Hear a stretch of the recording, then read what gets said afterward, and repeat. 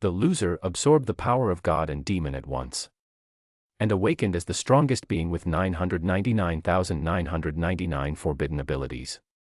Nobody in the city of Vareth had ever cared much about Elias Vane. He was 26 years old, thin from years of eating too little, and permanently tired in the way that only people who have never had enough rest truly understand. He lived in a small room above a broken laundry shop at the edge of the outer ring, which was the part of the city where people ended up when no other part of the city wanted them. He was what the city called a zero. In Vareth, every person was born with a spiritual mark. Some were touched by divine energy, golden-sealed individuals who could command light, heal wounds, and move through the world with the quiet confidence of those who knew they belonged. Others carried the dark brand of the abyss, shadow-marked people whose power ran through the night and the cold and the deep places of the earth. Both sides were respected in their own way. Both sides had academies, careers, titles, and futures. Elias had none of those things. He had been tested at birth, tested again at age 5, and tested a third time at 12 when his mother begged the officials to look again. Each time, the result came back the same. No mark. No ability. No classification. He was registered in the city's system under a single word that followed him everywhere he went, printed on every document that bore his name. 0. His mother had died when he was 19. His father had never been in the picture at all, just a name on a birth record and a story his mother never finished telling. After she passed, Elias had spent the next 7 years becoming invisible. He learned how to move through the city without drawing attention. He learned which food stalls left scraps out after closing. He learned how to sleep lightly and wake quickly, because the outer ring was not a place that rewarded deep sleep. The one thing Elias had that no one else seemed to notice was a scar on his chest, running from just below his left collarbone to the center of his sternum. It had been there since birth. Healers could not explain it. It did not hurt, except on some nights, when he lay in the dark and the city went quiet, he could feel it pulse faintly, like a second heartbeat that was waiting for something. He never told anyone about that. The night everything changed began like any other bad night. It was raining hard, and Elias had lost his room. The landlord of the laundry building had finally run out of patience 3 days earlier, and Elias had been moving between different sheltered spots ever since. That evening, wet and cold, he pushed open the heavy stone door of an old cathedral near the edge of the ring and stepped inside. No one used the cathedral anymore. The city's spiritual institutions, both celestial and abyss, had abandoned it decades earlier when the building's classification scanners stopped working. It sat at the border of 2 territories, which meant neither side claimed it, which meant it belonged to no one, which meant it was exactly the kind of place where a zero could sleep without being asked to leave. Elias spread his jacket on the stone floor behind the last row of broken pews, lay down, and closed his eyes. He did not sleep for long. The first impact hit the roof of the cathedral like a falling star. The ceiling cracked down the middle. Stone dust fell in thick white curtains. Elias was on his feet before he was fully awake, his heart slamming in his chest, staring up at the hole in the roof through which something enormous had fallen. It was an angel, or what had once been one. Even broken and burned and bleeding light from a dozen wounds, the being on the cathedral floor was unmistakably celestial. Its wings, 6 of them, were bent at wrong angles. Its armor was cracked. Its eyes, still open, were the color of burning gold, and they found Elias immediately. He should have run. Every sensible part of his brain was already calculating the fastest path to the door. He did not run, because at that exact moment, the second impact came, not through the roof, but through the far wall, which simply ceased to exist as something dark and enormous pushed through it. This being was the opposite of the first in every way. Where the angel was light, this one was shadow. Where the angel had burned gold, this one pulsed with a deep, cold violet that Elias felt in his teeth rather than saw with his eyes. It was wounded too, bound with chains of crackling silver energy, and it moved across the cathedral floor with the slow, exhausted determination of something that had been running for a very long time and had finally decided to stop. The 2 beings looked at each other across the ruined cathedral. Then they both looked at Elias. Later, he would understand what happened next. At the time, he only experienced it. Both beings reached for him simultaneously, not with their hands, but with something deeper than hands, something that existed underneath the physical world. He felt it as two separate pressures slamming into him from opposite directions, light from one side, shadow from the other, each one vast beyond anything he had a word for. They collided inside his chest, directly where his scar had always been, and for 1/2 second, everything was completely silent. Then the cathedral disappeared. The crater was 3 kilometers wide. Every window within a mile of the outer ring shattered. The city's power classification grid, which monitored spiritual energy fluctuations across all of Verith, went dark for 11 minutes, the longest blackout in its recorded history. When it came back online, every scanner in the network attempted to classify the single energy signature sitting at the center of the crater. Every scanner failed. Elias was sitting in the middle of what used to be the cathedral, covered in white dust, holding a piece of bread he had been saving in his jacket pocket since that morning. He was eating it. His hands were not shaking. He was not sure why his hands were not shaking, but he was grateful for it. His eyes, which had always been an ordinary dark brown, were no longer entirely that. The left one had turned gold. The right one had turned a deep, soft black that seemed to have no bottom to it. The scar on his chest was gone. In its place was smooth, unmarked skin. Inside him, and this is the part that was hardest to describe, even to himself, something had settled. Not exploded, not raged, not overwhelmed him. Settled. Like water finding its level. Like a key finally meeting a lock that had been waiting for it since before he was born. He could feel the edges of something enormous living quietly inside him, patient and present, and he understood without being told that it would answer when he asked. He finished the bread. He stood up. He looked at the crater around him and thought, with perfect calm, that he was going to need another place to sleep. The city did not stay quiet for long. By the following morning, the Celestial High Council had been in emergency session for 6 hours. Their seers, spiritual specialists who could read the traces of divine energy left behind in physical spaces, had walked the crater and come back pale and shaking. What they reported was not possible, and yet the crater was real and the readings were real and the absence of the Archangel Seraphon was very, very real. Seraphon had been the most powerful being in the celestial hierarchy. He was ancient, wise, and, as of the previous night, entirely gone. His divine core, which should have been indestructible, had transferred into a human body. A Zero's body. A body that should not have been able to hold a single ability, let alone the full essence of an archangel. The Abyss Court, receiving their own reports at the same time, was dealing with an identical crisis. The demon sovereign Malakar, exiled king of the dark factions, ancient and terrible, had similarly vanished. His essence, too, had gone into the same human body. One body. 2 ancient beings. A Zero. Both sides agreed, for perhaps the first time in their long history of disagreement, that this was a problem. Both sides sent people to find Elias. He was in a market on the lower level of the outer ring when they found him, buying the cheapest tea available with the last of his coins. He noticed the celestial team first, 4 individuals in pale armor, moving with the quiet precision of people who had been trained to move that way. He noticed the Abyss team half a second later, 3 figures in deep gray, watching from the shadow of the opposite archway. Both teams noticed each other at the same moment. Both teams looked at Elias. Elias paid for his tea. The celestial team's leader stepped forward first. She was tall and serious, and she spoke with the formal cadence of someone delivering an official message. She told him he had absorbed the essence of Archangel Seraphon, that this made him a ward of the celestial faction, and that he needed to come with them immediately for his own safety and the safety of those around him. The Abyss team's leader stepped forward immediately after. He was shorter and less formal, but his voice carried a weight that did not need volume. He said that Malakar's essence belonged to the Abyss Court, that Elias was carrying something that was not his, and that the sensible thing, the safe thing, for everyone involved, was to come with them. Elias drank his tea. He looked at the celestial team. He looked at the Abyss team. He set the cup down on the market counter. No, he said. Both teams moved at the same time. What happened next was not something Elias planned. He had no training, no practice, no framework for what lived inside him. He simply felt the pressure of people moving toward him and reached, instinctively, for something, anything, that would give him space. The power answered the way breathing answers when you have been holding your breath too long.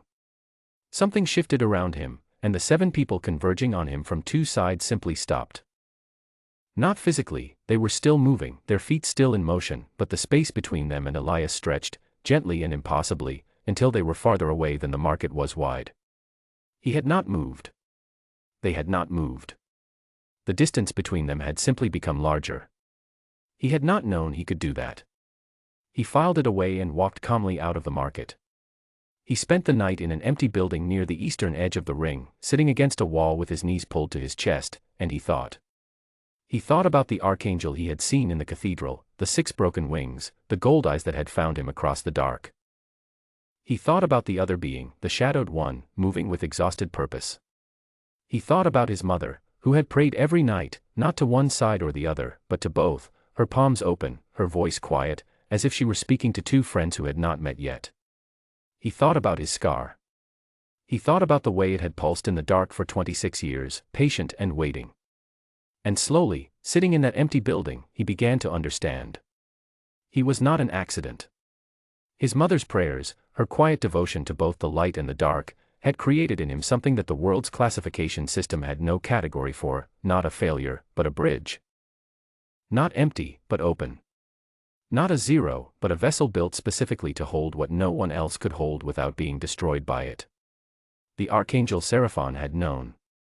The demon sovereign Malachar had known. Both of them, ancient and powerful beyond anything Elias could fully comprehend, had spent years looking for the one soul in the world that was genuinely neutral, and they had found it in the boy sleeping on a cathedral floor. That information should have made Elias feel special, or important, or chosen. It mostly made him feel tired.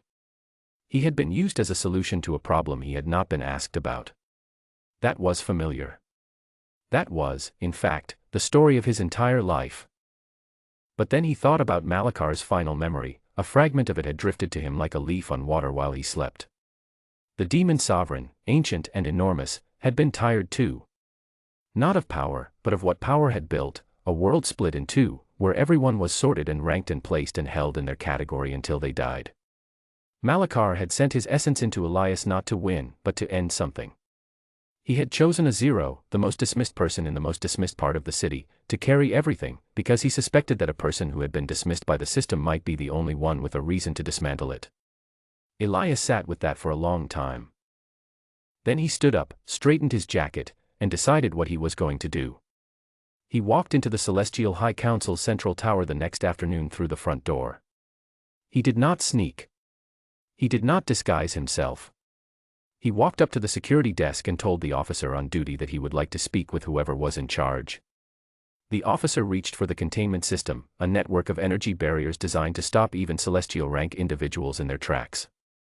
The containment system recognized Elias, identified his energy signature as something it had no protocol for, and did not activate. The officer stared at his panel. Elias waited patiently.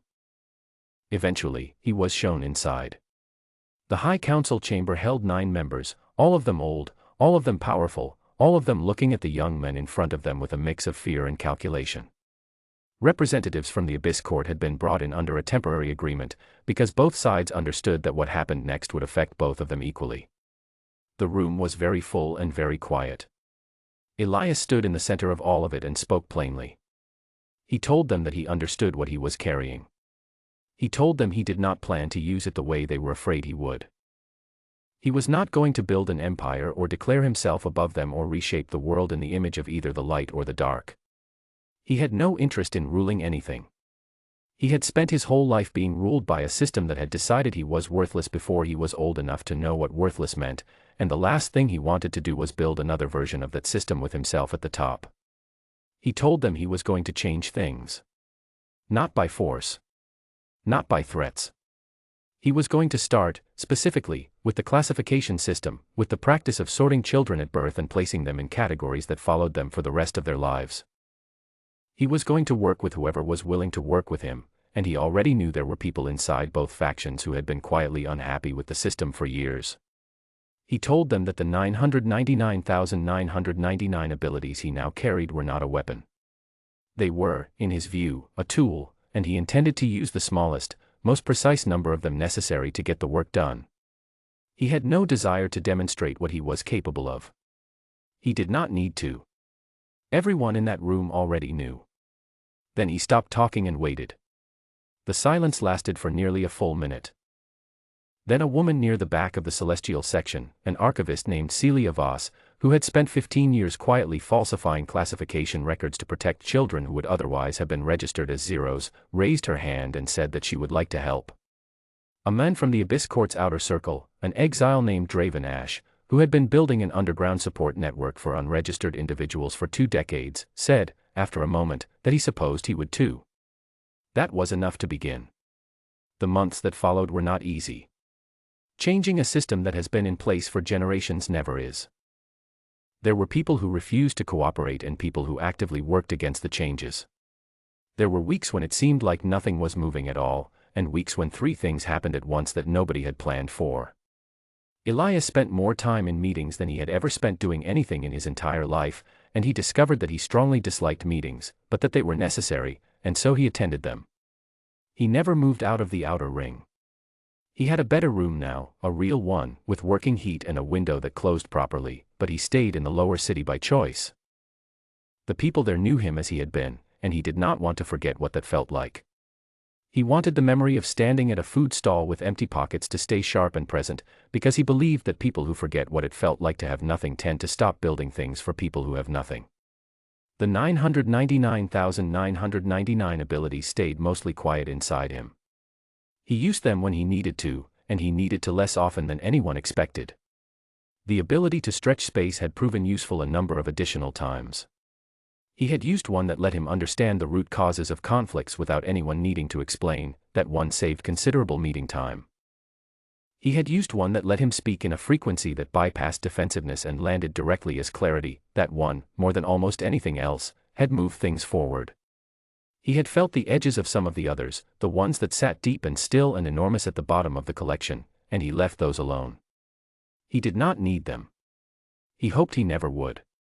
1 year after the night in the cathedral, Elias Vane was sitting at a corner table in a small tea shop in the outer ring, reviewing a document about new classification guidelines, when a child of about 8 years old walked up to his table and stared at him.